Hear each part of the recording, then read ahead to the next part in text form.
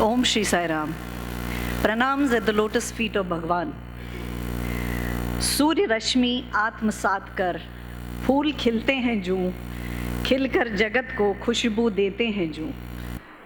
सूर्य का प्रखर तेज अपने अंतर में रोप कर शीतल भीनी चांदनी जो चंद्रमा देता है भुवन को। सूर्य की भीष्म तपस्या, एकनिष्ठ सेवा और जीवन यज्ञ देखकर छोटा सा मिट्टी का दीपक पाता है संबल, करता है संकल्प, गहन अंधकार को ललकार अडिग लो बन जाता है जूं। इसी तरह गुरु की वंदना कर समर्पित की जाती है गुरु दक्षिणा। इसी तरह दमकती है शिष्य के व्यक्तित्व में गुरु शिक्षा की आभा। कृष्ण ने अर्जुन को दी थी यही शिक्षा, अपने जीवन को जगा दो, बना दो कर्म की गीता। सुपात्र बनाने को गुरु देते हैं दीक्षा, सीख कर सिखाना ही उचित गुरु दक्षिणा। Brothers and sisters and revered elders present here, we welcome you all to this blissful evening of Samarpan. We have with us our guest speaker, Dr. Kiran Bala Arora, who is our ever-loving Kiran Madam. Dr. Kiran Bala Arora hails from the city of Kanpur. It was during her school days, way back in year 1969, their family came into Bhagwan's fold. After that, she joined Bhagwan's college in 1974 to pursue her college studies. After completion of her studies, she continued as a faculty in the Department of Hindi in the Anandpur College and has been since then completely dedicated to guide thousands of students. She has also served as the warden of the girls' hostel at Anandpur. A very talented person, Dr. Arora is not only a very inspiring teacher, but also a great artist and a yoga practitioner. It is more than 4.5 decades of association with Bhagwan's mission and love and dedication of Kiran Ma'am to ensure that Swami's vision of empowered youth is taken forward generation to generation has endeared her to one and all of our alumna. We invite Dr. Kiran Bala Arora Ma'am to enlighten us with her wonderful moments with Bhagwan and make it an eventful and memorable evening of bliss and love. Dr. Kiran Bala Ma'am.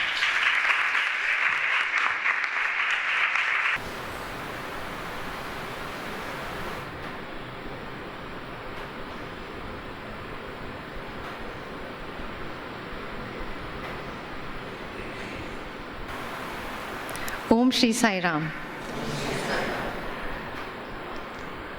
My most reverential, loving Sai Ram to all present here, my dear children, elders and everybody. My loving pranams at Bhagwan's lotus feet, that which shines in all of us. Let me start with pranams as she has initiated in a small poem written by me.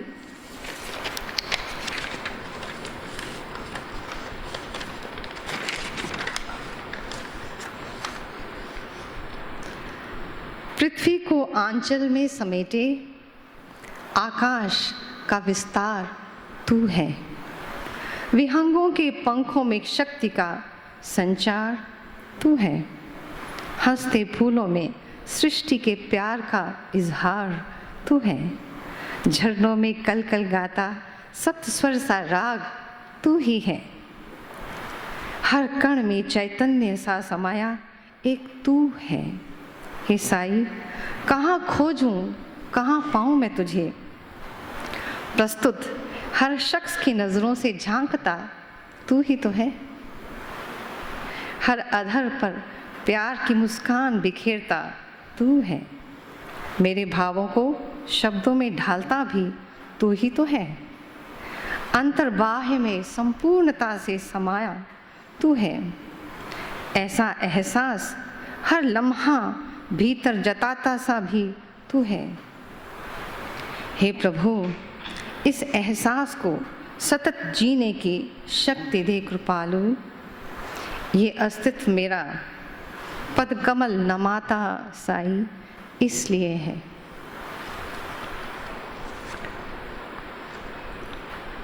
An English essayist, Charles Lamb, expressed one of his feelings thus. He said, "It is one of the most beautiful moments when you do something good to someone in stealth and then find it discovered accidentally. Somehow I always felt Bhagwan has been doing this again and again in each one's life thus. We don't even realize that he lives our lives with us, that he is part of every breath, every cell of our body, and yet how do we forget it? How do we forget you thus?" Somehow, I have picked up two such experiences initially, which relates to one of the first fantastic experiences that Bhagwan gave when I joined as a student, and another one when I joined as a faculty.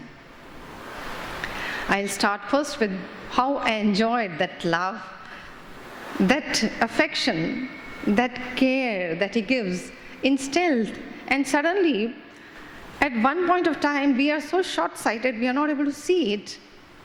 And when we blame him, we fight with him. And then suddenly to realize that all the time, actually, he was only planning the best for us. This was when I had just joined in 1974, Bhagwan's College. Actually speaking, at that point of time, there was hardly any stream of subjects which was available in English except for one stream in arts, and that was PPA, that is Political Science, Philosophy and Advanced English. Because I was very insistent to study in Bhagwan's College only after my 11th higher secondary, we had to take perforce the same combination.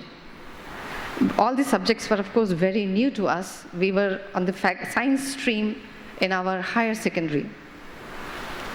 But because we wanted to study, and it Bhagwan's grace that we joined in 1974. After having joined, Bhagwan's slowly, that relationship which Bhagwan allows us to build with him one-to-one is so very sweet. It so happened that our Arts and Science College, as it was called, Sri Sathya Sai Arts and Science College, was affiliated to SV University, Tirupati, that's Sri Venkateshwara University. And our examination schedule used to come from the university.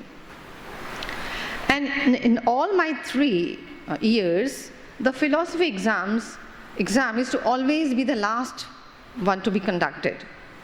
So this year also, in my first year, the philosophy exam was the last, and there was 10 days gap in between. All the other students had finished their exams and had gone home. And we were just the 7 of us in this English medium stream who were left with just one exam, and the hostel could not be kept open for us.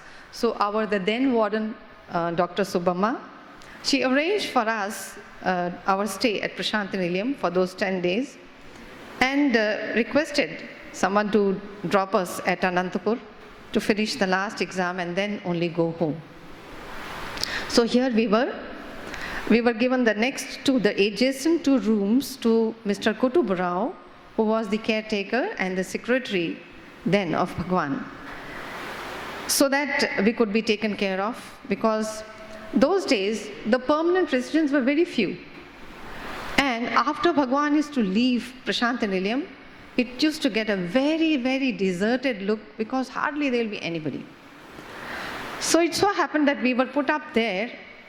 Unfortunately, Bhagwan had already left for Vrindavan after the Shivratri. This was in March 1975.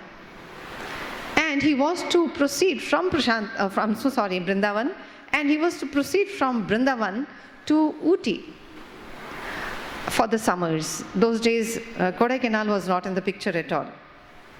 He used to always go to Ooty, Uttakamand.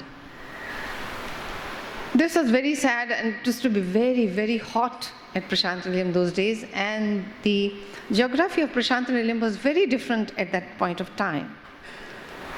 There were no north buildings, no west buildings, no Kulwant Hall, no canteen as it is now, no Purna Chandra Auditorium, just a few small rooms, one that is studio apartments opposite to Bhagwan's Mandir, that is on the right side, just about 5 or 6, and a few buildings, very small apartments like these, one room apartments, in the place where now we have South 1. The South 1 was getting constructed at that time, it was not yet completed, and East Prashanti was the only building which was fully constructed, so we were put up there. Mr. and Mrs. Kutum Rao, they did not have children of their own, so she was a very loving lady, and she loved us much. We were feeling very miserable. The very first day we landed there, we felt deserted, left out, and lonely. We were, after all, 16, 17 years old, first-year children, and have left the homes for the first time. So we spent hours crying. Some might be for mothers, and most of us for Bhagwan, that he had left us and gone. And somewhere we thought we could not help the situation, but we wanted to have Bhagwan around at that time. So we decided, first day when we cried a lot, after the sessions of crying for hours, we thought this will not help. If we have to call Bhagwan, we'll have to do something more. We'll have to behave like good children. So what we decided, that we will attend the Suprabhatam, the Nagar Sankirtan, the bhajans, and even before the Suprabhatam we used to get ready, and those days we were allowed to take the pradikshina of the mandir in the morning till the last bell of Suprabhatam. So we used to get ready even prior to that and go for pradikshina, go for Suprabhatam, go for Nagar Sankirtan, and do our thing, and we were doing it very, very fervently, devotedly, and we were supposed to study. The worst part was that, for the exam. So we were doing it all, and then we were waiting each day. In our heart of hearts, the only prayer was, Swami, please come back, please come back. But somehow there were no news, and some of us took turns after every bhajan to go to the secretary's office and inquire, Uncle, is there any information of Bhagwan's coming? For 3 days, very sympathetically, he responded, no child, there is no chance. Swami is in Vrindavan, and the program is almost finalized. In 1 or 2 days, he's leaving for Uti, so he may not be coming. There's no possibility. So but we were not tired of going 3 days. He answered to our queries. On the 4th day, he said, see, children, do not go on asking me like this, because it's not possible that he comes back. If there's any chance, I will let you all know. So please do not keep coming and asking. So even that little hope to find out was gone, and so it looked as if all inquiry and all possibility was sealed off. But we didn't want to lose hope. For 6 days we continuously behaved very well, studied, and of course, most of the time when we used to sit for study, after a while one child will start crying and all of us would surround her, trying to console her, and ultimately land up crying, all of us. And then there was hardly anybody eating, hardly anybody sleeping, and studying was very poor, though we wanted to study well because Bhagwan likes us to behave well, but we couldn't help it. 7th day, I thought in my mind, 6 days we have been such good children, Swami has not responded. We were unable to understand the simple fact that that is the regular routine or schedule of Bhagwan in summers, and every summers he was going to Uti, and after Shivratri he definitely would leave for Vrindavan, and so coming back was not possible. It may happen only in June or July. But somewhere we were small children, we thought, no, we could call Bhagwan, and so we were very fervently praying. On the 7th day, I thought, enough is enough. He is not coming. I'm not going to do Suprabhadam. I'm not going to go for Nagar Sankirtan. I'm not going to eat. I'm not going to study. I'm not going to attend bhajan. I'm only going to sit and cry. So what happened was, when the others decided that they would be still good students, I just decided in the morning itself to go up to the top landing of East Prashanti and cry. And for the first time, I think I wrote a small poem, and the last lines were quite desperate when I said, Swami, our dear mother, our dear divine mother, come back today. If you love, if you want, I'm so sorry, I'm not able to get the lines yet.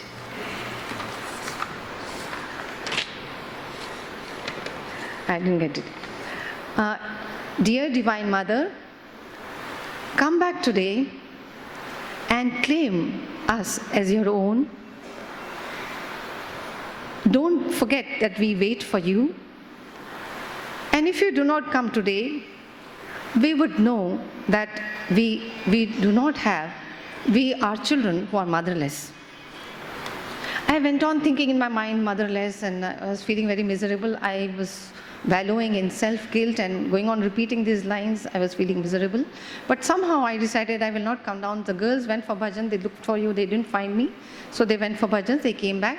So I had decided not to eat. So I was still on the landing there on the steps, and I was crying. At around 2:30 in the afternoon, I suddenly I heard the honking of Bhagwan's car. I thought it was not possible, but then I heard it again, the second time.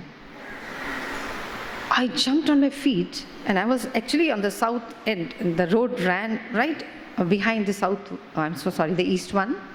So I peeped down at the road and got a glimpse of Bhagwan's cream-colored Mercedes just crossing the road. And I could also see the flash of orange and a bit of hair of Bhagwan. I was too shocked, but somehow I gathered myself, came running down, leaping down the steps. I was shouting, girls, get up, Swami has come, Bhagwan has come, get up. And they were all sleeping in the room. I shook them all up, but I couldn't tell them that what I had seen. So they said, how, what? They said, no, Swami is coming, come down, Swami has come. Somehow, all of us got up suddenly. We draped our saris quickly and we ran down. Those days there were no wall surrounding the mandir, not even Prashanti Mandir, full ashram. So we could just cross over the gents side. We came and sat off on the ladies' side, waiting for Bhagwan. Bhagwan should have come, but what had happened, because there was no information about Bhagwan's coming, nothing was ready in the ashram. The Gopuram gates were closed. Swami's room was closed. Nobody had opened it. It was not made up for that day. No information. As I was coming down screaming and shouting, Swami has come, Mr. Kutum Rao, who was actually resting in the room at that time, he was just next to his room, he came out and caught hold of the last girl running behind me and asked her, what happened? Why are you shouting? She said, Uncle, Swami has come. I said, how do you know? No, one of us have seen Swami coming. Where did you see? In the road. Swami's car was passing by. So saying this, she ran off, and then he thought, it's not possible. How is it possible? There was no information. The tradition was that Swami always made a call to Kutum Rao Garu before coming. Whenever he started, just before starting, a call would come. But that time there was no call at all. And Swami's room key used to be kept in his room. So he snatched Swami's room and came running behind us. But by the time he opened the key of Bhagwan's room, that is the mandir, Swami's car was already entering. The Gopuram gate those days was being watched by one dacoit turned watchman. And he used to live on the right side of in a small room. And Swami's car had to wait in sun, honk several times to alert him to open the gates. Ultimately he opened and Swami's car glided, and we were sitting.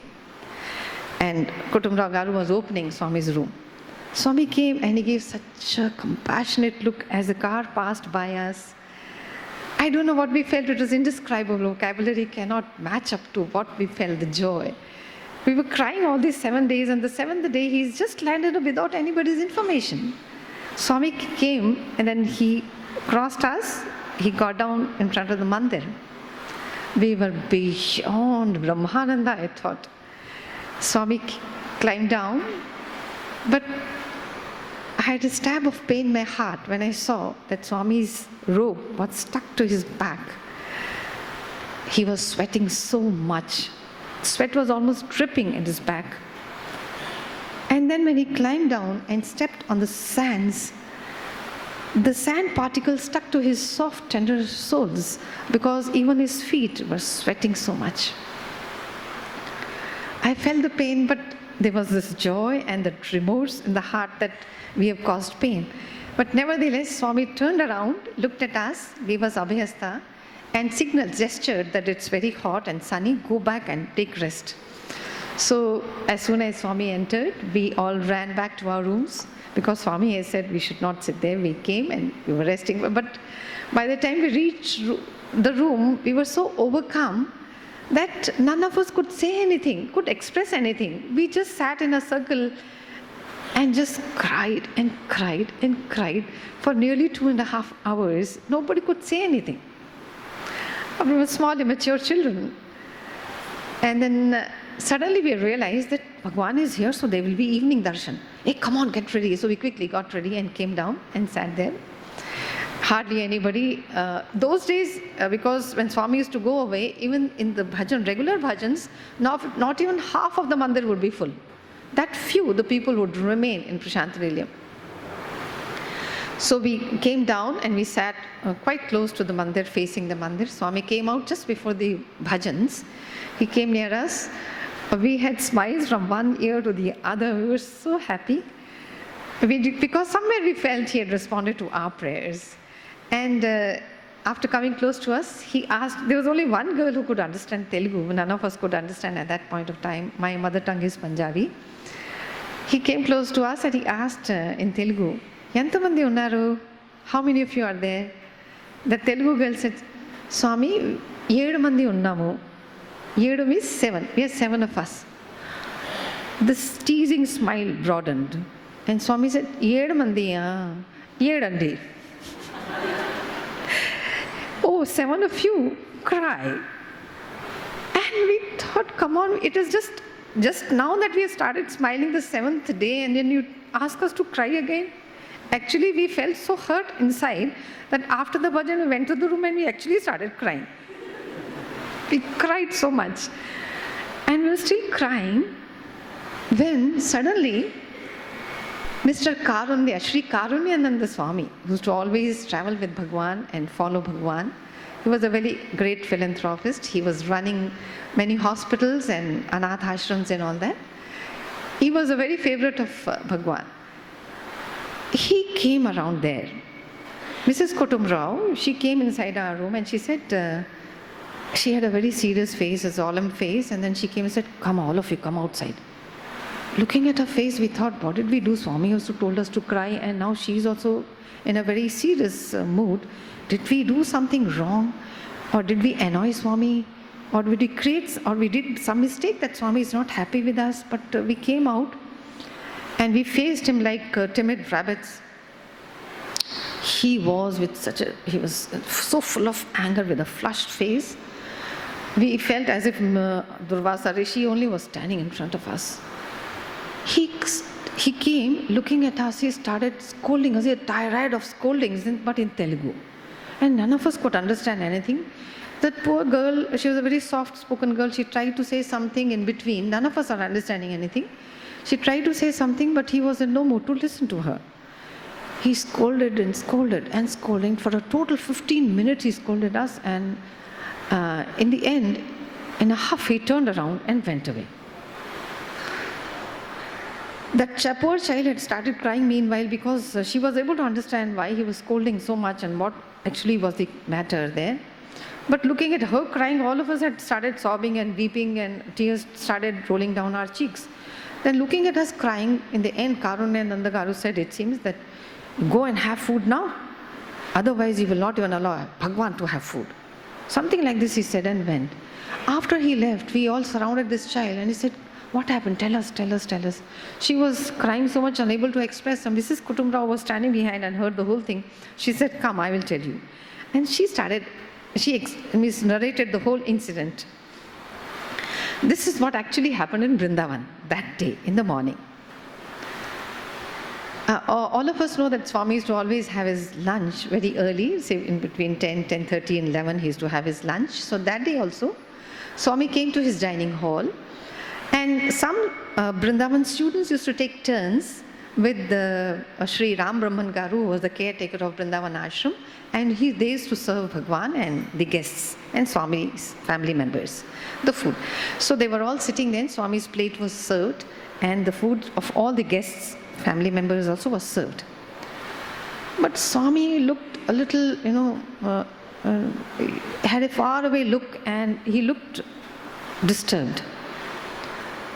The tradition was that Swami used to have the first morsel, and after that only all the others used to start eating in Swami's room. But Swami was not starting to eat at all. After a while, everybody is waiting, looking at Swami expectantly, but Swami had not started taking his food.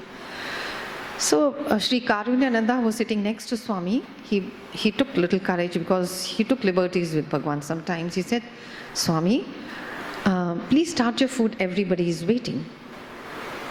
And suddenly Swami came around as if, and of course he is divine, and yet he behaved so human. Sometimes he behaved like that. He said, no, I'm not going to have food just now. Let the others start. But looking at Swami's mood, nobody had the heart to start, and anyway they wouldn't have started. So everybody just kept waiting for Swami, looking at Swami expectantly. Again, after a little while, Karunanda Garu said, Swami, everybody is waiting. Please have a few morsels. You start have little food. But Swami didn't respond. Again he said, Swami, you look disturbed. Can we help in any way? Can we do something? What has happened? Please start having the food. And Swami, with his finger like this, he moved the served plate like that away from him. He said, Karunanda, you will not understand. You cannot do anything. My children in Prashanti Nilayam are crying for me since last 6 days. They have not had food properly. They are not studying. They are not sleeping. I don't feel like having my food. I must go to Parthi. Everybody was shocked. This is not at all the schedule of Bhagwan. So, but the dense, melancholous, mood was there still. Then Karunanda again took little courage and said, Swami, okay, we will go to Parthi, but now it's very hot. You have little food, then we will go in the evening. Swami said, no. He got up from the table. He said, I must leave now, immediately. And he sent word for Radha Krishna. Radha Krishna was an alumna of Bhagwan, a very dear brother. He never questioned Bhagwan. Swami called him. He said, Radha Krishna, we will be leaving to Parthi immediately. So Radha Krishna ran and quickly gathered his belongings, prepared Swami's briefcase, his pan box, and immediately brought the car, kept it under the portico, and was waiting for Bhagwan. Swami came down immediately, it seems, sat in the car. He didn't even look behind to all those people who followed him. Nobody in Vrindavan had food that day in Swami's house. He just started off. It took him 3.5 hours to reach Parthi. Those days, because the roads were very bad and the weather was very unfriendly, very, very hot. But after reaching, he never showed it upon his face. He was all smiles, blessed us so much, and we were actually feeling that Swami has responded to our prayers. So this is what actually had happened, and Karunananda, who loved Bhagwan dearly, was very upset by the whole thing. He didn't know who are these children who are not eating and not sleeping and not studying and who have disturbed Bhagwan so much. He was very angry. So after Bhagwan in Parthi, after Bhagwan retired to his room, he found out who are these children from Kutumra Gaurav, found out where we were staying, and immediately straight came to us. And that is actually, he was scolding that you think you children are devotees of Bhagwan, that you love Swami, and you're causing so much of discomfort to him. You don't know his soft, his flesh would have melted in this heat, and you wanted him to come immediately. I tried to stop him. You people are not eating, it seems. Now go first and eat, because Swami is not eaten from morning. Actually, the mandir was closed. Swami's sister-in-law, who always brought food for Swami, did not know, so there were no fresh provisions in the mandir, and the food was not brought. So actually speaking, till night, evening, Swami had not had food. So hearing this, though we were crying so much, we ran with our coupons to have some food and come back, because we didn't want Swami to not have food still. So we had food and came back. And then we were very upset that we have disappointed Swami so much, we have pained him so much, we have been the cause of so much of discomfort to Swami, and everybody is so unhappy about it. So we didn't know what to do. Just now we were so happy, and now we were crying. Swami also told us to cry, and this incident also sort of summed up the whole mood, and we were very upset.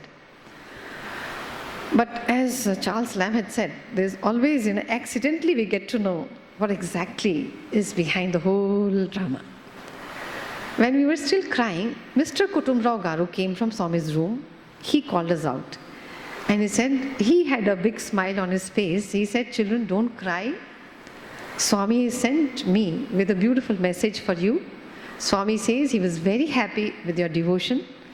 He was very happy that you have concentrately thought only of him last 7 days.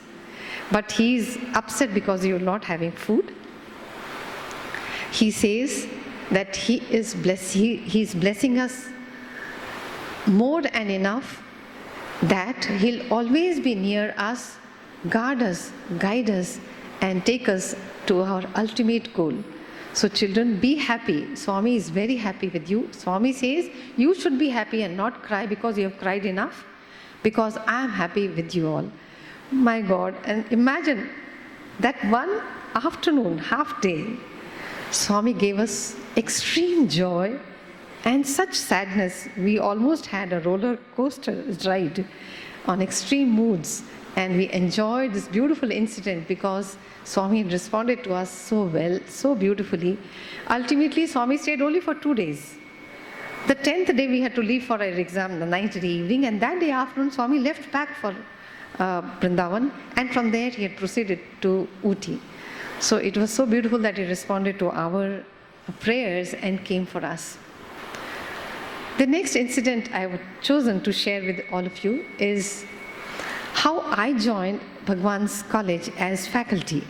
I had joined as a student in 1974 and I joined as faculty in 1984. The story goes back to we had just finished our undergraduation, and Swami used to conduct a 1 month long summer course during those days. We had finished attending the summer course, and Swami had called us to Vrindavan, some of us who were still there. Those days, summer course students used to be called from every district. 2 girl students and 2 boy students used to be called. So the group that used to attend summer course used to be national in nature. So after everybody had left from Vrindavan, Swami came to Patti, and some of us had come back, and out of the 7 of us, 5 of us wanted to find out or ask Bhagwan, take his blessings for our further studies. So what we decided was, when Swami decided to give us Namaskar and Vibhuti in the newly inaugurated Purnachandra Auditorium, and so we were all sitting, but 5 of us decided to sit last in the end, so that we could have some little time to ask this. If we were sitting in between, Swami would be in a hurry to finish giving Namaskar and Prasadam. So we chose to sit last, and we were all sitting there. Swami came giving us Namaskar and Vibhuti Prasadam, and in the last line we were waited there. I was the last in the last row also. The other 4 girls, they got up and they asked Swami, what should we do next in our further studies?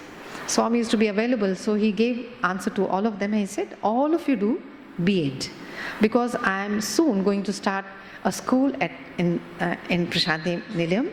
That time primary school was not there. So all of you will be employed there, and I want you all to finish your B.Ed. So I also was standing, and Swami came to me, and then I was just kneeling down and waiting, and Swami said, no, you will not do B.Ed, you do M.A. I said, Swami, I will also do B.Ed. Swami said, no, you will do M.A. In my mind was racing. If I do B.Ed, I will be in Prashanti Mandir, and every day I will have Bhagwan's darshan. But if I do M.A., then maybe I may not be employed, because it's always a men's college there and university later on, of course.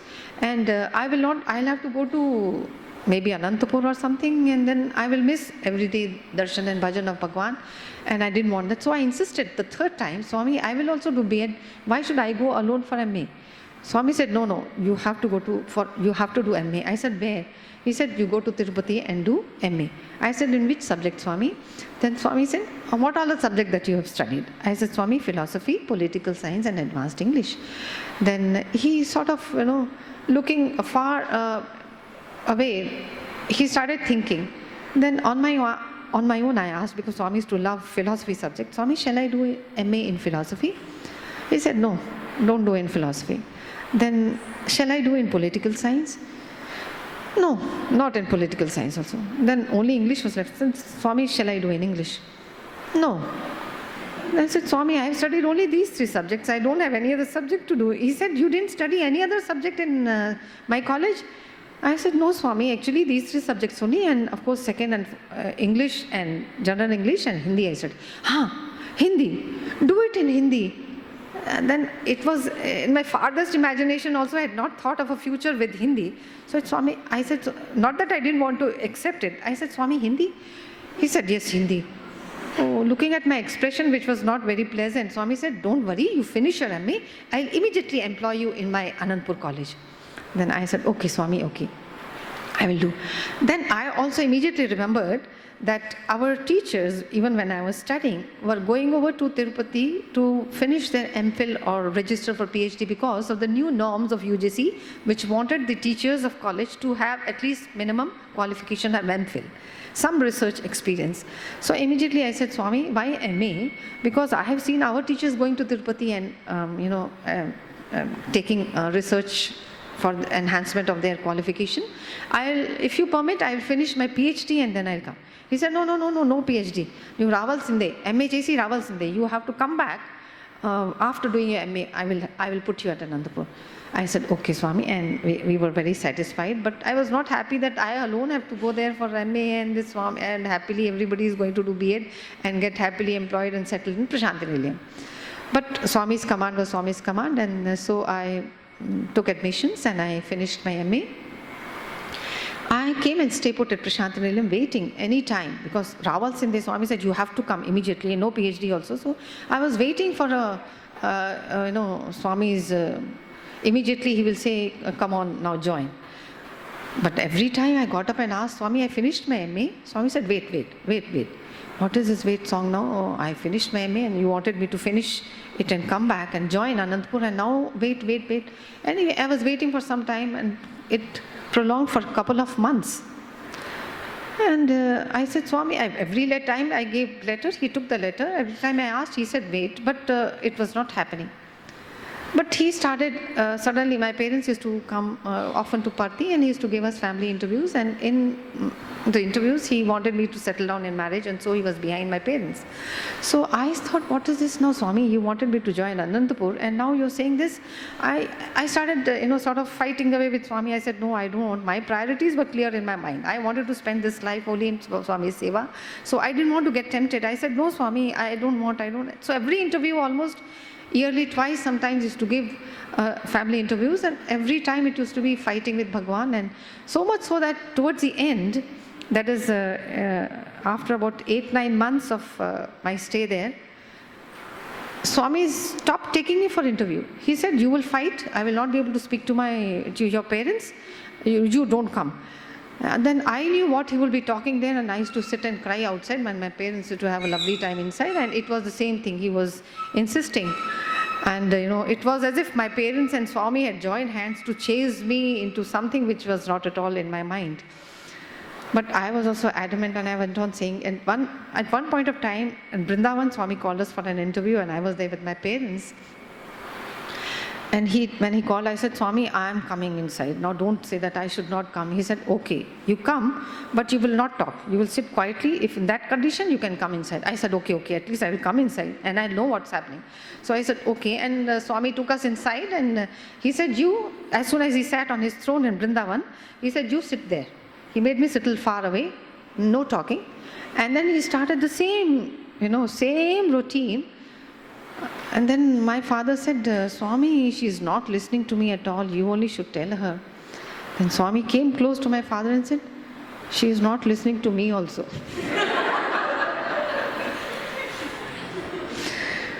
But in between, whenever I opened my mouth because I couldn't contain, he said, no, you were supposed to keep quiet. And so he wouldn't allow me to talk.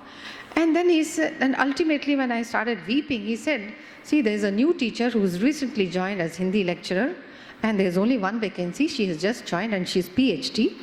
How can I tell her to go away to give you place? I said, okay, Swami, it's fine, but then can I also not equip myself with PhD? At least you permit me that, I will do that. Okay, you do PhD. So he gave permission, and immediately after that I registered. I had started my research. In my second year of PhD, suddenly a vacancy in Hindi was announced. I thought, this is the chance. The Swami is going to fulfill his promise and I'm going to get. So I came to Prashantinilayam. I spoke to Swami, take his permission, got my application blessed, and I applied.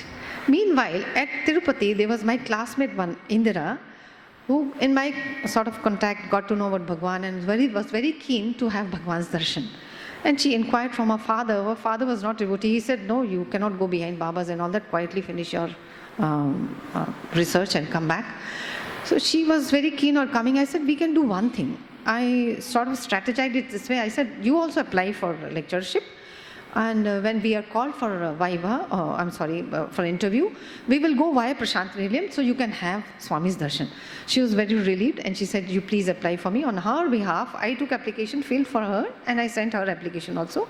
And after about 5 months, I think we were called for interview. So both of us came to Parthi and we sat for darshan. She had lovely darshan, so very satisfied, and Swami came close to her, gave her namaskar also. We were very happy. And 2 days were left for the interview, and Swami came next day morning to me and said, why don't you go and meet the principal once? And then I thought Swami's sankalpa is enough and Swami's promise. So I said, Swami, why should I go and meet her? You are there, you will take care, no? No. Swami was angry. He said, what will you lose if you go and talk to her once? Go, tomorrow morning, speak to her and come back. So I said, okay. So I went I didn't know actually what I should speak, but I went to her and told Swami, he sent me to speak to you. And she understood that Swami wanted, whatever, that she will be there in the panel, and so if she would know or whatever she has to do. She said, okay, when Swami asks you after you reach Parthi, tell him that I will try to do my best. So in the evening when Swami came close, Swami asked, did you go and meet her? I said, yes, Swami. And she said that she will try to do her best. Sare, he said. He gave me namaskars. Next day was our interview. We took namaskar, both of us, and we came for the interview. There were 2 other candidates for the same post. She was called first, Indira, my classmate, MA classmate. She went inside, but somehow, poor thing, she came out crying because she couldn't do her interview well at all. So the other candidates also went and they also came out, and I was called last. I did very well, and of course I had a big, I don't know, it was ego or what was, surety in my mind, and Swami doesn't like it anyway, that Swami has promised and Swami has blessed my application, gave me namaskar, asked me to go and meet her, so it's going to be in favor of me. But after about 7 months, the results came, the appointment letter came not to me, but to her. My God, I was shocked. I said, what is this, Swami? Where MA after MA you were supposed to appoint me, and now this is the only chance when I could, because for Hindi, those days, intermediate section also was in the same campus, and the same teacher used to take classes for Hindi, for the intermediate section and for the graduates.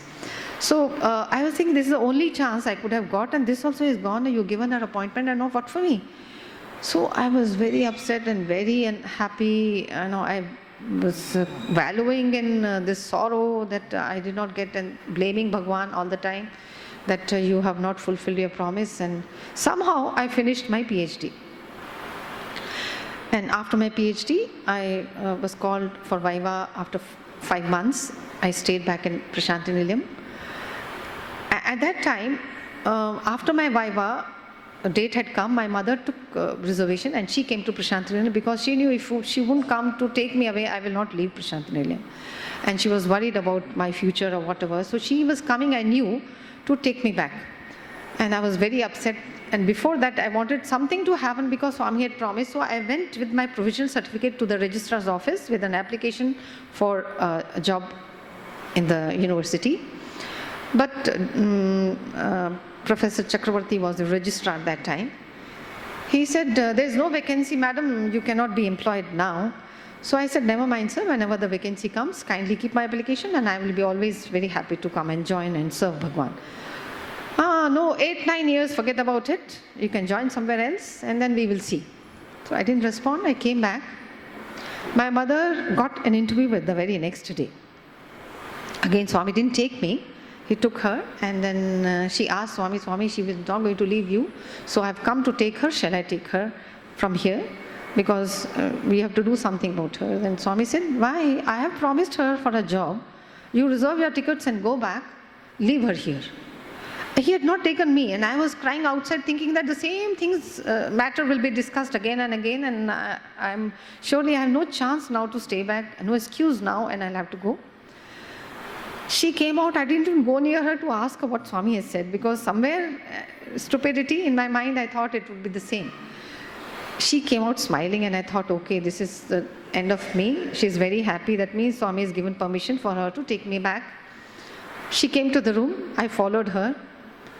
And I told her, Ma, you have come to take me back, na? She said, yes, I have come to take you back, but I am not going to take you back.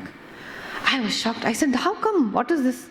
She said, I asked Bhagwan, Swami has said this. And that is the time when I got to know what Bhagwan has said, that don't take her away. I have promised her a job and I'm going to give her soon. You go back. I was so happy. You can imagine how happy I would have been. So she reserved her tickets. 10 days hence, she got reservation, and so she was supposed to go back. But on the 7th day, again, I don't know, the 7th day, a small slip which came to Mataji. Those days, Mataji used to be in charge of the ladies' side darshan grounds. She got a small slip in my name from the office, administration office, that I should meet the VC at 10 o'clock next day. Just one small slip, not even, I think just this much slip, with seal and signature of the VC.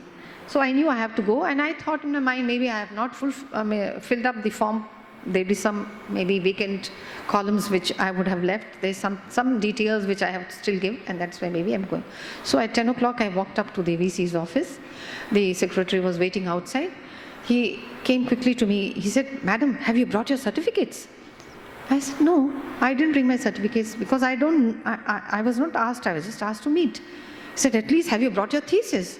I said, no, I didn't bring my thesis also because I was not aware that I should bring it. What, madam, panel is waiting inside for you? Go, you have an interview now, and you almost pushed me inside. Hey, what is this? I could not gather myself, and already a 5-member panel was sitting to interview me for the job. Anyway, it prolonged for more than an hour, and of course I did well. Professor Gokak was the Vice Chancellor at that time, and he said, Madam Kiran, soon you will be getting your appointment letter. You can decide as soon as you want to join. I was so happy, and I came out. And you will not believe, 7 months back, Indra, my friend, had got appointment letter, but I joined before her. Same month, same year, she as junior lecturer in Hindi and I as senior lecturer, that is for the graduations, I joined as a Hindi lecturer. And then I thought in my mind, how quickly we decide on behalf of Swami and we feel so unhappy. And meanwhile, actually he's only planning all the time the best course that he wants to give us.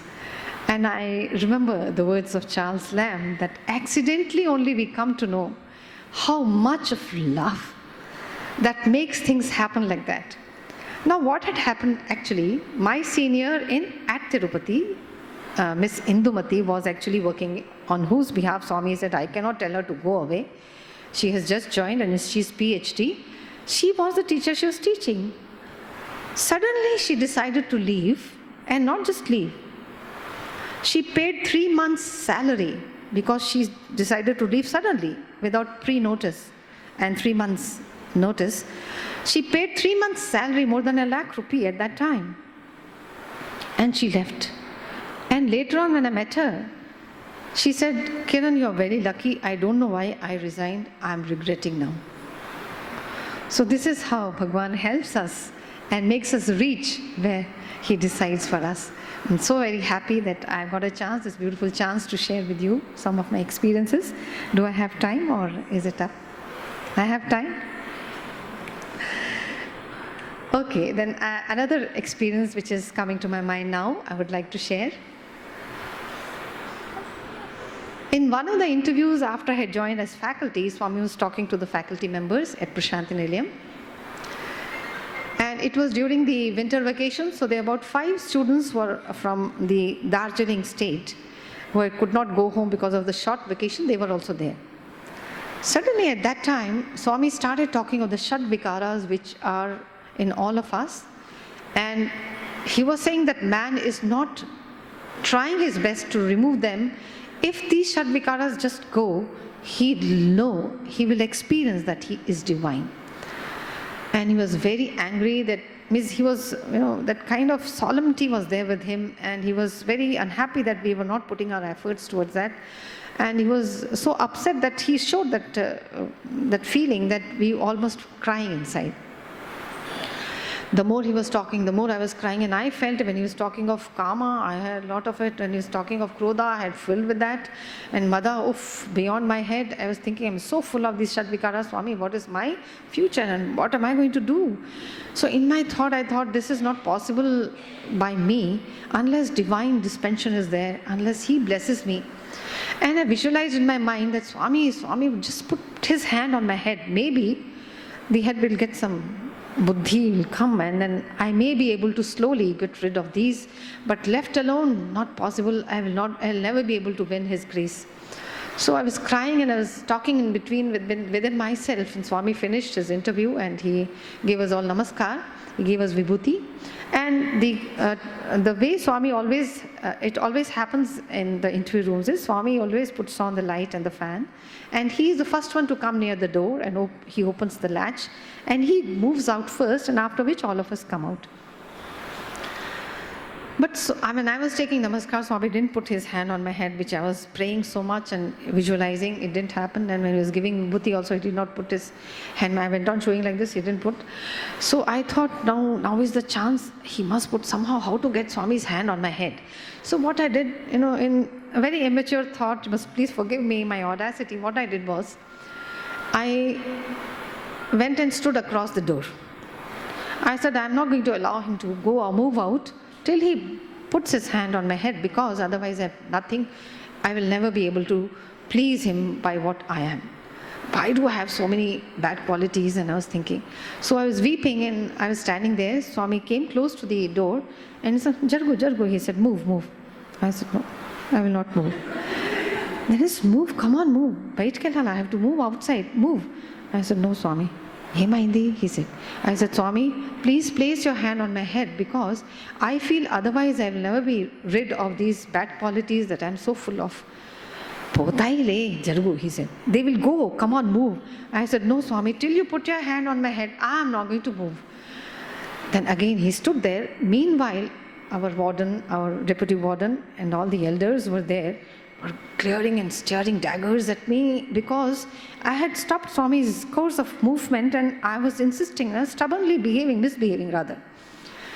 But somehow I noticed I didn't notice it much, though I noticed it, but I was so keen that Swami blesses me such that I was not moving. Then Swami said, it takes Swami. I said, Swami, please put your hand, otherwise I don't think it will happen. Only with your grace it may happen. So please place your hand on my head. Please, I was saying. Swami said, I'm telling you, I'm blessing you, it will go, give way first. I said, no chance. Then he said, okay. Then I was standing, he came in front of me, he said, they will go. Then he hit my head hard, and I really felt they would have got a jolt, these bad qualities, and they would slowly go. And I felt happy, so I gave way, and then Swami moved out, and that is how this interview ended. Do I still have time? Okay, another experience comes to my mind, and this happened, actually speaking, with one or two of my dear students, after I landed here today morning. Somewhere I was feeling, of course, I was so overwhelmed with this beautiful ambience here. I really felt Bhagwan's presence here. And in the morning when these children decided to take me to the temples which are around here, I prayed in my mind, Swami, maybe I have actually come to stay here in this beautiful ambience in your presence, but these children have decided to take me to the temples. Let me feel your presence there also. Let me not interrupt that relation, that connect that I have built after coming to this beautiful place.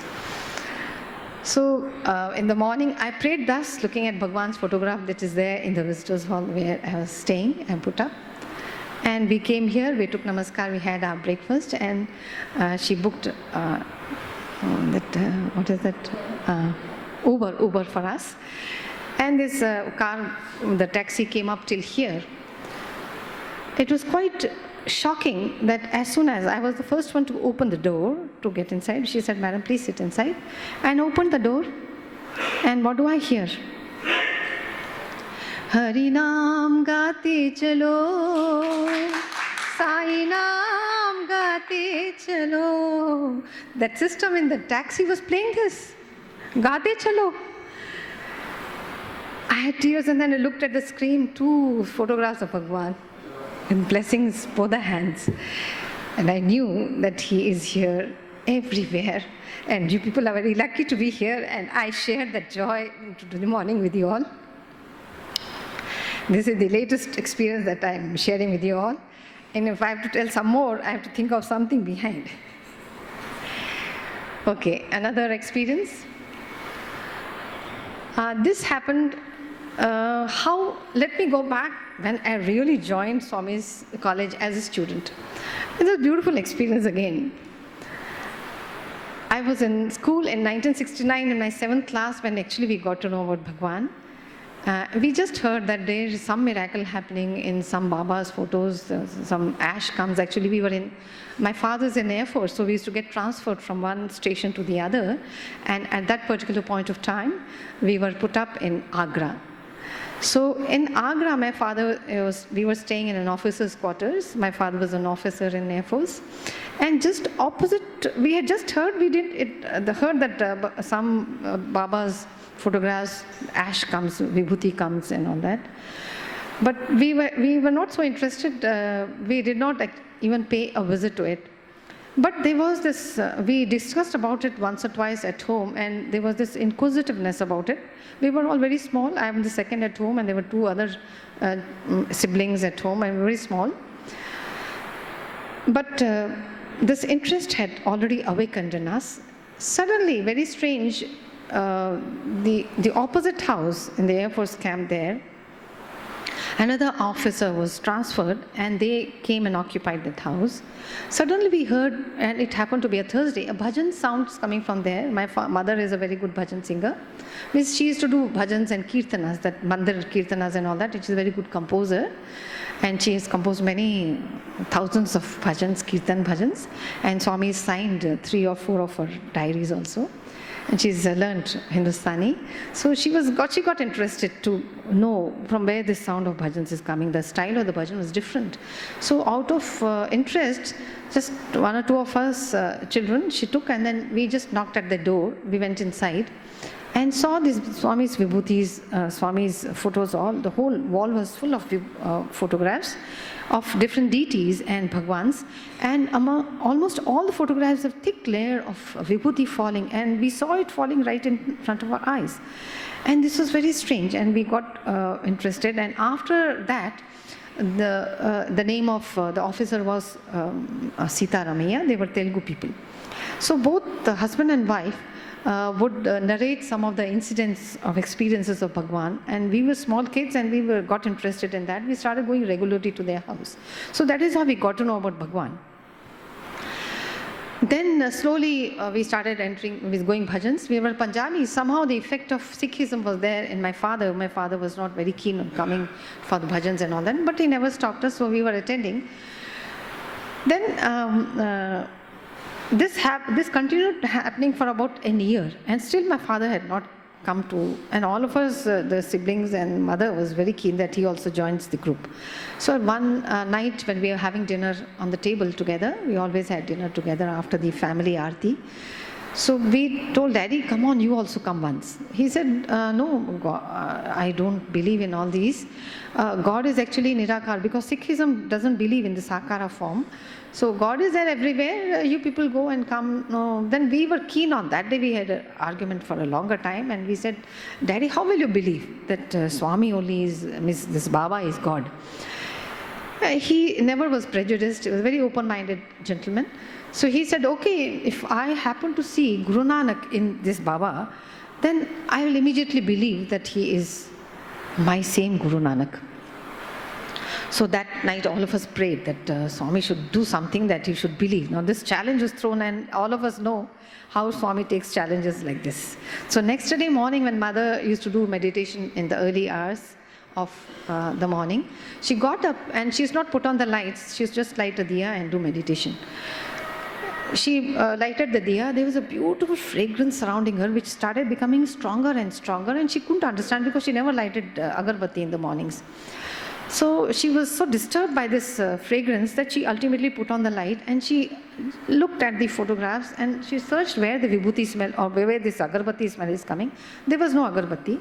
But suddenly she found, we used to have in our temple Rama's big photograph, Krishna Avatar's big photograph, Shiva's and Guru Nanak's right in the center, a small photograph. She saw on the abhyasta of Guru Nanak's photo, Amritam coming. And from there was emerging this beautiful fragrance. All of us have tasted that lovely fragrance of, I don't know, we cannot name it, of the Amritam which comes from the photographs. It was just huge, thick, dense, a streak coming down like that.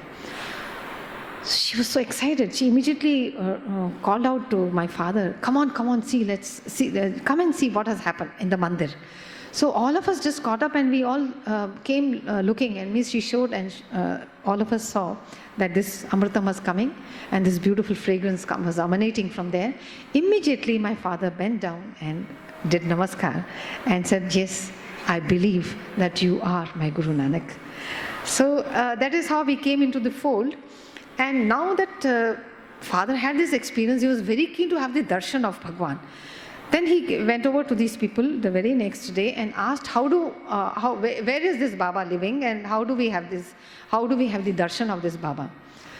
Then, of course, everything was told to him that near Bangalore, those days, the commuting was not so easy, and we used to take 4 days almost to come from that far to reach Patti. So he explained that near Bangalore there is this Andhra Pradesh. In our understanding, everything was Madras, that's all. All south was just Madras.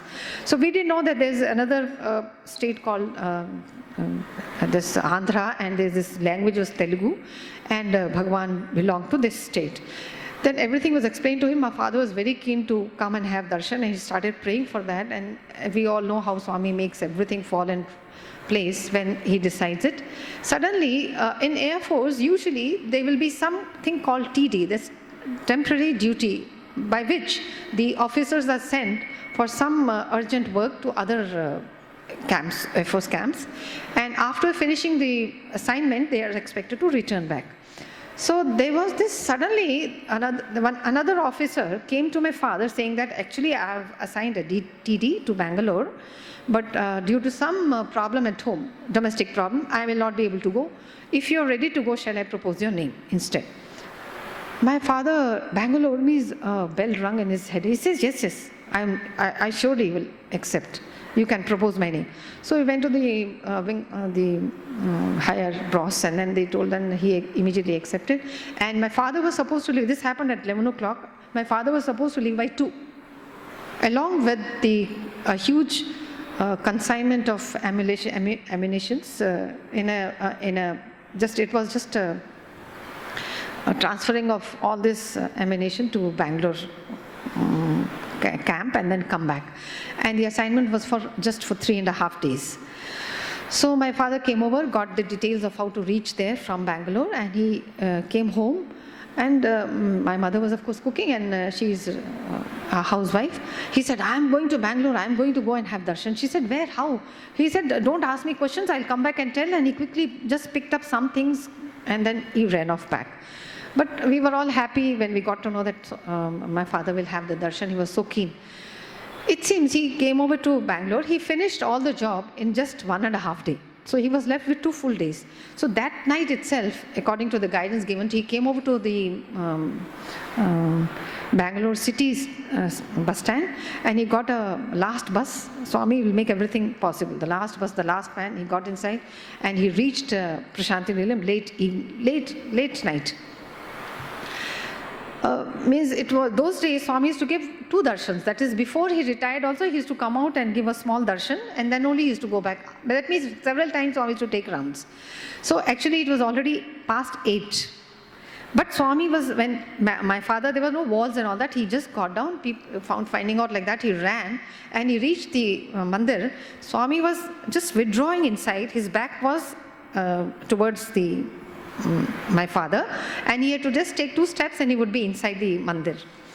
Then my father came, Sairam, Swami, Swami. He said, Baba, I'm coming from so far and you're just showing your back and going, I want to see your face. Then immediately Swami turned around, took 2 steps ahead, blessed him like this, and then he withdrew. So my father was very happy, and next day morning he saw many people having photographs and this and that. So he also bought 1 or 2 shops were there, some things like this vibhuti and all, and he sat for darshans. Then when Swami was approaching him, he got up to have namaskar, because Sita Ramaya sir, uncle, had told that if chance permits, please do take namaskar, because it's so, means we are blessed if we are able to get 1 namaskar from Swami. So he just got up, he thought Baba will come and I will just get up and have namaskar. He didn't know the tradition there and all that. He wanted to get up. Swami said, wait, sit. And he made him sit. Many times he came across, but he did not come close enough for my father to take namaskar, and his Air Force was very much disciplined. He didn't want to get up once he was told not to get up. So he was waiting there. The whole day went off.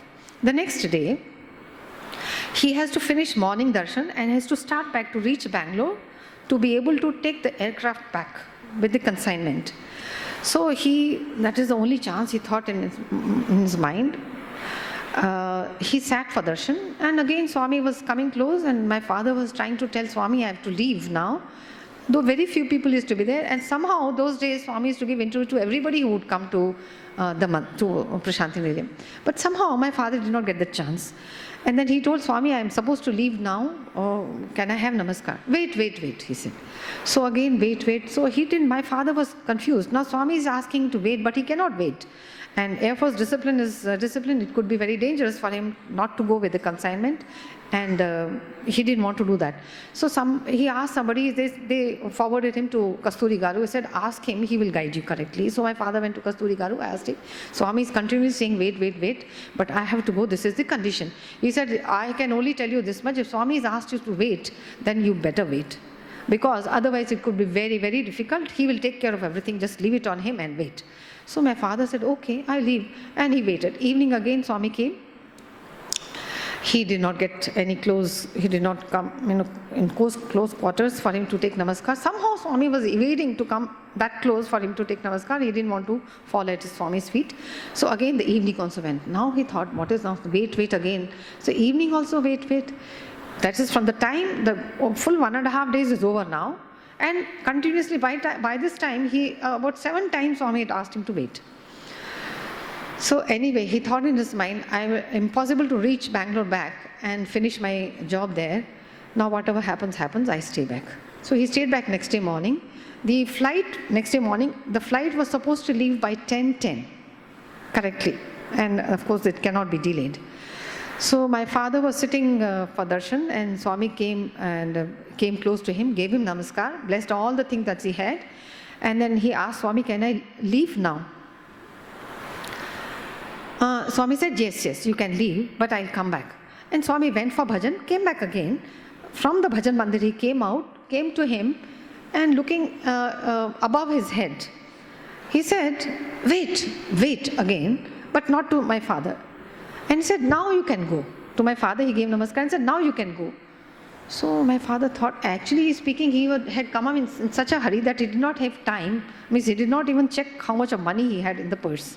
He had brought the purse. Now he started thinking of the options that he had to go back to Agra, because this flight would have gone with some other officer. Definitely somebody will be deployed, and then the flight cannot wait, the plane cannot wait. It would have been over. Now I can come, is I should go back, reach Agra either by train or by some other flight. So he thought in his mind, shall I try the train from Dharmavaram or shall I do? Then again he went to Kasturi. He said, now I think you better go to Air Force station only and finally find out what actually has happened. So my father decided to, he took one afternoon bus, 12 o'clock bus, and he came away to Bangalore. He reached Yelahanka, was the unit where he'd come. He reached Yelahanka unit at around 7:30 in the evening. And he went into the canteen, he was hungry. He went into the Air Force mess, which was usually providing food for the people who are there. So my father went into the mess and he saw that Sardarji, who actually was the pilot, who was supposed to take this flight back and who had brought the plane to Bangalore. He was shocked. He said, how come this Sardarji is here? So he went, Sardarji, how are you here? What happened to the flight? He said, hey, what is this? Where did you disappear? He said, no, I had to visit some people. He didn't know like how to tell us that, because they don't believe in that. He said, I had to meet some people, so I had gone. He said, no, it doesn't look like that you had just gone to some people. You tell me correctly where you had gone. So he said, yes, I had actually not gone to any known people, but I had gone to see one Baba. He said, which Baba? He said, there is one Sai Baba in Andhra Pradesh. I had gone to have his darshan and I'm going to be coming from there. He said, oh, so now I understand. He said, what do you understand? What actually happened? Meanwhile, another co-pilot who was there also happened to come there. So all three were sitting together and he said, wait, I will tell you the whole story. It seems correctly at 10:10, the plane took off. Another officer was deployed and the plane took off. This Sardarji, whose name was Darshan Singh, was the pilot. He started the plane and it has to taxi for a while, take a round once or twice, and then it takes the flight. So when it was taxiing around there, during one of the turning, he tried the brakes and the brakes failed. Actually, just then, the whole aircraft has been checked and it has been finally okayed for takeoff. But just now, when he tried, practically when he tried, the brakes didn't work. He tried twice. Exactly at the time when Swami, looking at the air, had said, wait, wait. But this, my father couldn't get to know at that particular time. But at that time, the Darshan Singh had tried the brake twice and the brakes had failed. So then he immediately sent the message that not possible to take off, and the plane was brought back into the hangar where it is checked. So immediately engineers and technicians were called and the whole aircraft was checked, everything was fine. They said, what is this, how are you saying that it's not working? He said, no, I tried twice and with so much of consignment, I cannot take, they're not expected to take any risks like this. So because planes are very costly, so any doubt they are supposed to stop. So that is why I said, now I don't know, I have tried twice and I'm not telling a lie. So something is wrong. But again and again they tried it. They tried for nearly 2 hours, 1 hour, 45 minutes, but nothing could be made out. Anything was wrong with the plane. Then somebody said, why don't we open up and see the brake oil? Well, nothing else is actually showing as a mistake there. Then somebody said, just now gallons and gallons of brake oil have been put into the plane. It's not possible. Then he said, okay, we have filled this thing. And nevertheless, one gentleman continuously said, we will check up, we'll check up. Something has to be wrong. So ultimately the tank was opened and it was khali. Not even a drop of brake oil is there in the tank, though the tank was full just before the takeoff. Then they wondered, then the in-charge officer said, just check up if there are fresh stains on the runway. So many of them, they ran off and checked everywhere. On the runway, there were no fresh stains of oil. Now where the oil has gone, nobody knew. So this Darshan Singh, when he was telling the story, he said, I think, my father's name is Ram Narayan, I think Ram Narayan, your Baba, has drank off the whole oil. Otherwise, there's no explanation at all that the plane could not take off. So, and this is not the end of the story. They said, okay, come on, fill the oil again, and the plane should go. The consignment should reach. It is urgent. Because Agra was a very strategic point because it was very close to Delhi. So always everything had to be updated. So the consignment should go. Please take it. And at that time, I think we had wars also with Pakistan and China. So everything used to be kept updated. So the consignment cannot be delayed. Please fill up the oil and take off. They searched when we have tankers and tankers always in stock in Air Force squadrons. That particular day, there was not even one tanker with brake oil in the whole squadron, and there are 2 units of Air Force in Yelahanka. No, none of these units had any brake oil. It is so surprising, and they were all scratching their heads. What is this? How is this happening? They said, never mind. Then the officer, he spoke to the private airlines. He said, can we borrow some brake oil from you? They said, no, we do not have extra stock. We are not ready to give you. Tomorrow morning, if you want, we are ready to give you. But today, we do not have. So what happened? The oil had to be brought, I think, somewhere from Hyderabad. And it could reach only the next day. And so the whole plane had to stop till my father actually reached. My father reached in the evening. And they said, now I think there will not be any dearth of oil, and now the plane can take off. So my father was so overwhelmed. When he came back and told us the story, all of us were so happy. This beautiful incident happened. I, as a child, I'm continuing. You will have time? Oh, it's never ending a time. Kalatita hai, Swami is becoming. So this is how I joined. I started with the whole sequence. I was a very naughty girl, a very mischievous girl, and tomboyish, and I was a big fighter cock. So when I had almost finishing my 10th class, my father said I was going over to the 11th, and that was the higher secondary. And after higher secondary, actually those days, there was no 10+2, we could join the college. So my father said, this girl, and because my parents could not, because of the partition, they actually belonged to Lahore, none of them could continue their studies. My father was the eldest. He had to immediately take up the job, and the Air Force job he had to take, though he was very brilliant. And even the principal, there was a gap of 1.5 to 2 years before they resumed schooling, my mother and father.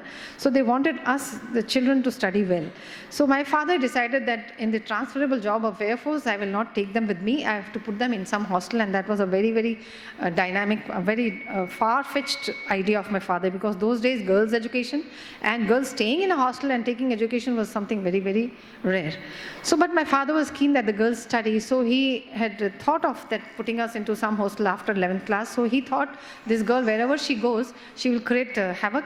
So to tame me, he said, it's a punishment for me that every night before sleeping, I'm supposed to read one, Satya Sai speaks one discourse of Bhagwan, and then only sleep.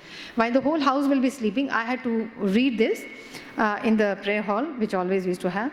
I used to take walks up and down and quickly read because my father should hear my reading, thinking that some effect will have, because so much Swami talks of goodness and love and such nice things, that it will have some effect on me and I will change for good.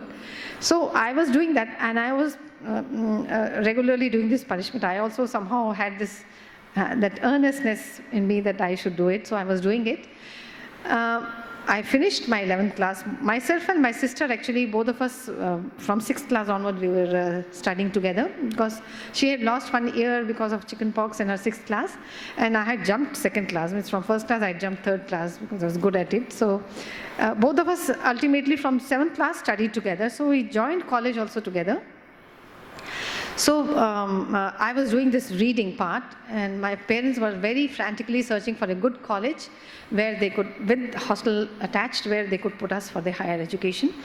And they were worried because they were not able to find any, and they had told many people, and everybody was looking for it. And suddenly when I was reading one night, we had finished our 11th class exam and we had to join. At that time, Satya Sai Speak Part 3, I think that was the latest, which was available at home. I was reading one discourse in which Swami has given a discourse in the Anandpur campus. And in the earlier Satya Sai Speak sprints, wherever the discourse has been given by Bhagwan, that place was mentioned always in the end of the discourse. So I finished the discourse and I saw where the discourse was given. It was written, Sri Satya Sai Arts and Science College for Women, Anantapur. I said, my parents are worried so much about this beautiful college is there, Swami's college is there, why not we join there? So I woke up my father, I said, Daddy, see, this college, Bhagwan's college is there, why not join this? He was so happy, he said, come on, we were searching, Swami's answered our prayers, surely we will join you there. So next day morning, my father took the railway, that book used to be available which shows the train numbers, the trains, the routes and all that. And all stations are mentioned in that. So he looked in that whole India map and all the stations. Nowhere he could find that same spelling Anantapur available in the railway book. Then my father brought that glass, that magnifying glass. Maybe he's missing it out. So, and with that he searched all over, but so nowhere they could see Anantapur.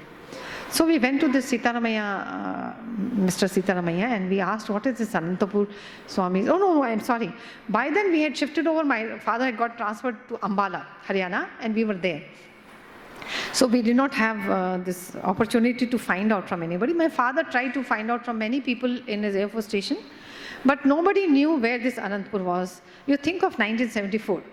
It was not very, easily, it was a very small place. Anantapur was a very small place, though it was the headquarters of the district.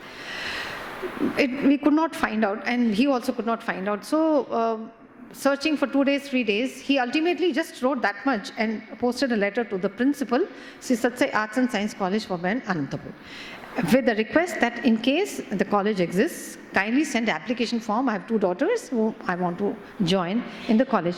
And very strangely, within 8 days, response came with applications from the principal of Anantapur saying that we are very happy to see your children can join. Usually the admissions are in the month of April. So accordingly, you can bring your children at that time. We were very happy, and so my parents brought us here to Prashantinilayam. My father took 10 days leave and brought us here. The main point was the way dramatically, through a punishment, Swami pulled us to his college. And as I said, at that particular time, there was no English medium stream of combination of subjects available except for this arts and that also this PPT. But Swami was very happy that we have taken that, and very strangely, the time during the April time, second week of April, my father just took us both, came to Parthi and to find out that Bhagwan was not there. During that time, as usually, he had gone over to Vrindavan and Uti. So, but my father was scared that if he brings us back to Haryana, we may not be able to get on time information and get the reservation and bring us back on time to join. So he requested if the children could be left there in Prashantinilayam, and then later on they could join, he could come back again. Then the principal said, no, they cannot be left alone like this, young girls, it's not possible. You will have to take them back and bring them back. My father said that will be very difficult. Then she said, why don't you ask the warden if she is ready to keep them for 2 months? It's fine, they can stay on here. Because by the time we actually reached the intermediate examinations, by then it had started here, intermediate. Examinations are not over, examinations are on. After the examinations would be over, their results would come. And after that only admissions could get started. So she presumed that it will be minimum 1.5 to 2 months by the time actually our college gets started.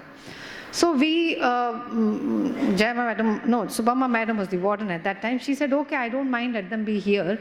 And so we joined the hostel 2 months ahead of the starting of the year of the college. It was a very difficult time because nobody could speak Hindi, nobody spoke English, it was only Telugu and it was Latin and Greek for us. Nobody would speak to us and we were very, very difficult to stay on. But only with the hope that we are in Swami's college, and because I had insisted so much that I would want to join there, we were brought and we were there. And the beautiful part was this that the day we actually had admission, the day we joined the college, after the whole thing was over, Bhagwan was there in the college. So on the day I joined, Bhagwan was there. And since And since we had come from such a distance, we were made to sit on the marble floor, that is the lobby, the initial lobby, the children know it. We were made to sit in front, and Bhagwan came to us and he asked the principal, out of the states, are these children from out of the state? We were wearing salwar kameez and gown. Actually, till our 11th class, we were wearing skirts and tunics, we were small school girls. But my mother thought that it won't be nice to wear these dresses, so she had salwar kameez for us, and we were wearing that and were sitting for admissions. And Swami came to us, are these two children from out of the state? He asked. Then she said, yes, Swami, these two children are the first children who are coming from out of the state. They are coming from so far Haryana. And this whole thing was in Telugu. We didn't understand. But we saw that everybody was looking at us, and Swami was looking at us, and Madam was looking at us. So we were thinking, what is happening? But anyway, after that, Swami understood our predicament. He made us stand. He said, stand. So both of us stood like this. He asked us in the Hyderabadi and Mumbai Hindi, kahan se aata hai? Then we said, Swami, Ambala se aata hai. Ambala kidhar hai? We said, Swami, Haryana mein. Haryana kidhar hai? Swami, Punjab ke paas. Then Naam, he asked our names, he asked our parents' name and what father was doing, everything. He is Antaryami, and still he gave us so much of chance. He continuously spoke to us for so long. He blessed us on our heads and he said, I bless you. Be happy. Khush raho. Idhar khush hai. Swami hai na? Abhi khush rehne ka. So we said, yes, Swami, we will be happy. What happened was that, of course, they were just college had started, and this philosophy class started, and started with Western philosophy. Time is up. I'd like to wind up some other time maybe. And because I'm just starting, I will not continue. Some other time we'll do it. I would like to wind up with this small poem. I think it speaks of everybody's heart here, and I, on behalf of everybody, I place this prayer at Bhagwan's feet. It's in Hindi. तेरा सहारा एक अकेला हो, फिर क्या जो रास्ता मुश्किल हो. तेरे प्यार का साया ऊपर हो, फिर क्या जो दुनिया बेदर्दी हो. तेरे कदम हम संग जो चलते हों, तो क्या जो राह हमें कांटे हो. तेरे प्यार का दीपक रोशन हो, फिर क्या जो अंधेरों के साए हों. अपना करार तूने कर लिया हो, फिर क्या जो ज़माना दुश्मन हो. महफिल का साकी जो तू है, तो फिर क्या जो पैमाना खाली हो. मिलेगा जीवन से क्या हमें, क्यों सोचे हम, तुझसा जो दाता दानी हो. दुनिया वालों ने क्यों ना मुँह फेर लिए हों, चांद चेहरा तेरा जो इधर को हो. कितनी ही परीक्षाएं लिख लेंगे हम, तुझसा दयालु जो परीक्षक हो. साई इंतज़ार कितनी ही कर लेंगे हम, तुझ में समा जाने का अपना जो इंतकाम हो. Sai Ram.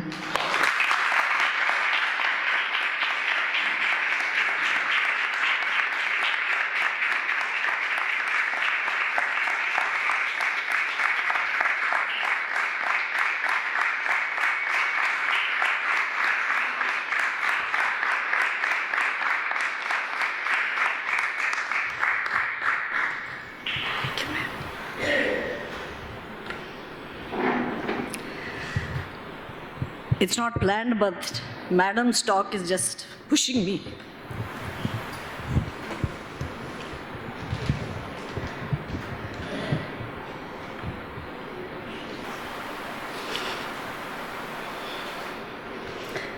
I would like to quote Adi Guru's Bhaja Govindam.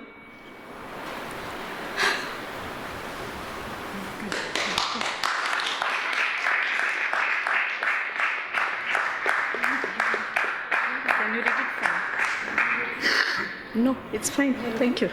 Yeah, I'm fine. Fine. Yeah.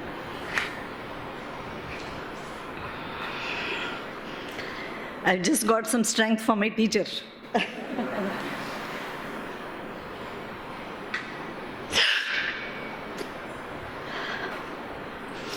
It says yogaratova, bhogaratova, sangaratova, sangavihina. Yesya brahmani ramati nichitam nandati nandati nandati meva. Bhaja Govindam, Bhaja Govindam, Govindam, Bhaja Govindam, Mudamate. One may take delight in yoga or bhoga, may have attachment or detachment, but only he whose mind steadily delights in Brahman enjoys bliss, no one else. Thank you, ma'am, for the enriching talk.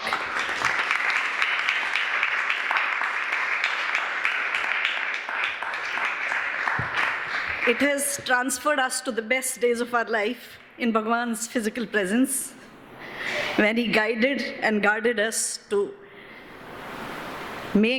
shape us into holistic, responsible citizens.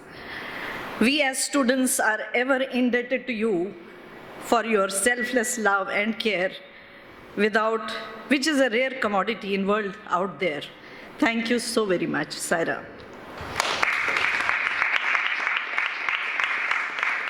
Thank you. Om Shri Sairam. I'd like to call Kamalanti and Mrudulanti to please felicitate our guest speaker for today. I must share this about Kiran ma'am, that she joined when we were most privileged, I think our batch, that she joined as a Hindi teacher when we were in our first year. So for the first Hindi class, she was there. So all that she was saying, we could relate so much. Thank you, ma'am, for a great experience and a wonderful session that we had. Thank you so much. Request you to please accept this as a small token from Bhagwan.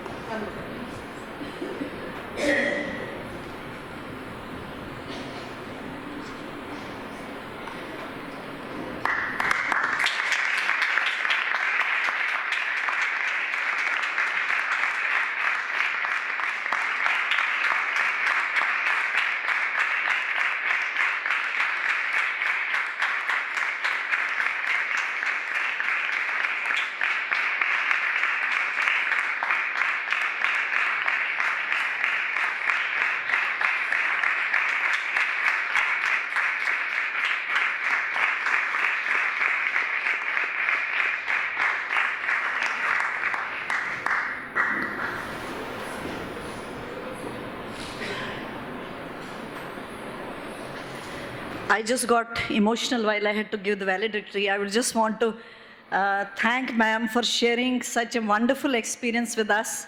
And I would really urge that all of us have the same, I would not use the determination, I would use the word obstinacy, to ensure that there is Bhagwan's intervention to free us from all bad vasanas and grow steadily towards him. Thank you so much, Saira.